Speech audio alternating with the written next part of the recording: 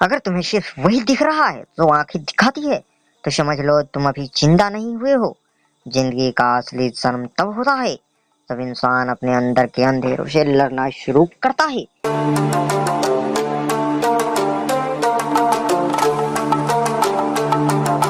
रात के ठीक 2 बजे थे। पूरा शहर सो रहा था, लेकिन आर्या की आंखों में नींद नहीं थी। कमरे की लाइट बंद थी। मोबाइल की स्क्रीन उसके चेहरे पर हल्की नीली रोशनी डाल रही थी। इंस्टाग्राम पर लोगों की मुस्कुराती तस्वीरें थी, सफलता की वीडियो थे, महंगी कारें, बड़ी बड़ी बातें। लेकिन आर्या के अंदर सिर्फ खालीपन था। उसने मोबाइल बंद किया और छत की तरफ देखने लगी। उसके मन में एक सवाल बार बार उठ रहा था, क्या जिंदगी सिर्फ यही है? खाना, कमाना, दिखावा करना और एक दिन मर जाना। उस रात पहली बार उसने अपने अंदर एक अजीब बेचैनी महसूस हुई, जैसे उसकी आत्मा उसे कुछ कहना चाहती हो। आर्या बचपन से ही बहुत समझदार थी, लेकिन जिंदगी ने उसे जल्दी बड़ा बना दिया था। पिता शराब पीते थे, माँ हमेशा बीमार रहती थी, घर में रोज लड़ाई होती थी। जबकि बाकी बच्चे सपने देख रहे थे, तब आर्या जिम्मेदारियां उठा रही थी। धीरे धीरे उसने महसूस किया कि लोग सिर्फ शरीर से जी रहे हैं। कोई पैसों के पीछे भाग रहा था, कोई रिश्तों में झूठ जी रहा था, कोई समाज को खुश करने में खुद को मार रहा था। और सबसे दुखद बात, किसी को पता ही नहीं था कि वो कौन है। एक दिन कॉलेज से लौटते समय आर्या की नजर सड़क किनारे बैठे एक बूढ़े आदमी पर पड़ी। उसके कपड़े साधारण थे, चेहरा शांत था, लेकिन उनकी आंखों में ऐसा सुकून था जो उसने किसी अमीर इंसान कभी नहीं देखा था। आर्या न जाने क्यों उसके पास जाकर बैठ गई। बुढ़े आदमी ने मुस्कुरा कर पूछा, बहुत थक गई हो ना? आर्या हैरान रह गई। उसने पूछा, आपको कैसे पता? वो मुस्कुराया। जो लोग अंदर से टूटे होते हैं उनकी आंखें चिल्लाती है। ये सुनते ही आर्या रो पड़ी। सालों का दर्द आंख से बहने लगा। कुछ देर बाद बुढ़े आदमी ने कहा, बेटी, तुम यहाँ सिर्फ शरीर ढोने नहीं आई हो, तुम्हें चेतना बढ़ाने भेजा गया है। आर्या समझ नहीं पाई। उसने पूछा, चेतना बढ़ाने का मतलब? वो बोला, जब इंसान सिर्फ शरीर से सोचता है तो वो डरता है, गुस्सा करता है, जलता है, तुलना करता है। लेकिन जब चेतना जागती है तो इंसान समझता है कि जिंदगी लड़ाई नहीं, सीख है।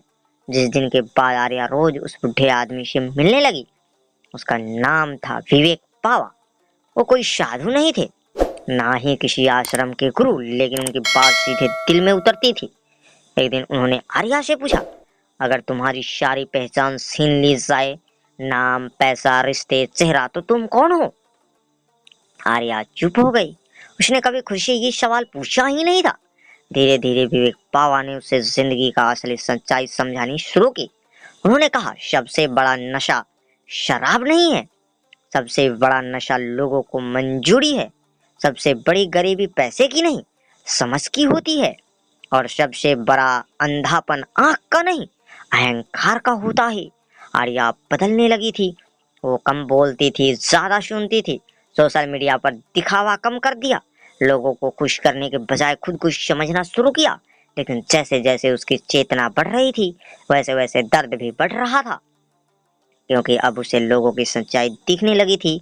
झूठे रिश्ते, नकली प्यार, स्वार्थ, सब साफ नजर आने लगा। एक रात उसने विवेक पावा से पूछा, अगर जागना इतना दर्द देता है तो लोग अंधे ही क्यों न रहे? विवेक बाबा मुस्कुराए। उन्होंने पास रखा दीपक जलाया और बोले, अंधेरा हमेशा आराम देता है बेटी, रोशनी जिम्मेदारी देती है। जिस दिन इंसान सच देख लेता है, उसी दिन वो पहले जैसा नहीं रह सकता। समय बीतता गया। आर्या अब अंदर से मजबूत हो रही थी, लेकिन जिंदगी ने उसकी परीक्षा लेना बंद नहीं किया। एक दिन उसकी माँ की तबीयत बहुत खराब हो गई।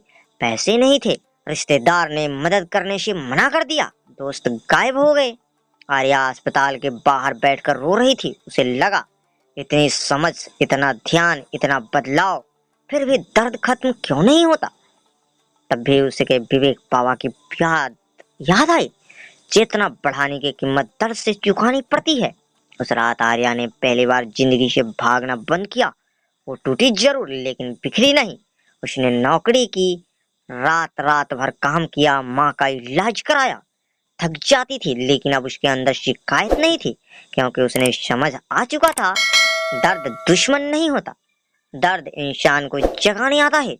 कुछ महीने बाद माँ ठीक हो गई, लेकिन उसी दौरान विवेक बाबा अचानक गायब हो गए। किसी को नहीं पता वो कहाँ गए।